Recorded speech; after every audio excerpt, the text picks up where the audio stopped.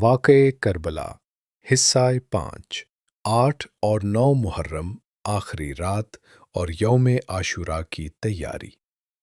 یہ حصہ کربلا کے سب سے حساس لمحات پر مشتمل ہے، جہاں دونوں طرف آخری تیاری مکمل ہو رہی تھی۔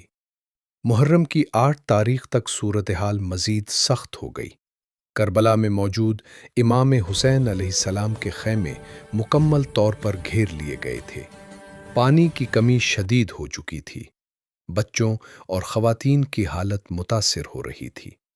یزیدی فوج کا دباؤ مسلسل بڑھ رہا تھا۔ اس دن کچھ مذاکرات دوبارہ ہوئے۔ یزیدی لشکر کے کمانڈر عمر ابن سعد نے امام حسین علیہ السلام سے بات کی، لیکن بنیادی مطالبہ ایک ہی تھا: یزید کی بیعت۔ امام حسین علیہ السلام نے دوبارہ واضح فرمایا کہ وہ ظلم کے سامنے جھک نہیں سکتے اور حق و باطل میں سمجھوتا ممکن نہیں۔ اس وقت امام حسین علیہ السلام نے اپنے ساتھیوں کو جمع کیا۔ انہوں نے فرمایا، یہ لوگ صرف مجھے چاہتے ہیں، تم سب رات کے اندھیرے میں چلے جاؤ۔ یہ ایک انتہائی اہم اخلاقی لمحہ تھا، کیونکہ امام حسین علیہ السلام نے اپنے ساتھیوں کو آزاد چھوڑ دیا۔ لیکن جواب میں سب نے ایک ہی بات کی۔ ان کے ساتھیوں نے کہا، ہم آپ کو چھوڑ کر نہیں جے جائیں گے، ہم آپ کے ساتھ رہیں گے، چاہے موت ہو۔ یہ قافلہ اب مکمل وفاداری کی مثال بن چکا تھا۔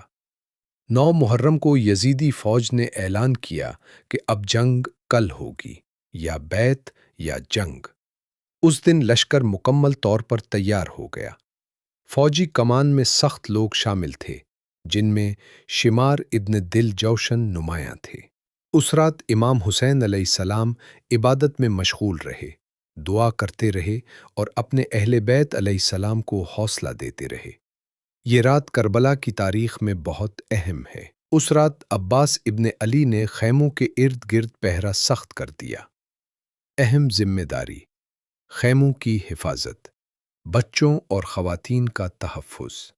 پانی کی کمی کی وجہ سے بچے شدید پیاس میں مبتلا تھے۔ خیموں میں بے چینی تھی۔ یہ انسانی پہلو اس واقعے کو مزید دردناک بنا دیتا ہے۔ 9 محرم کی رات کو خاموشی چھا گئی۔ صرف دعا اور تلاوت کی آوازیں آ رہی تھیں۔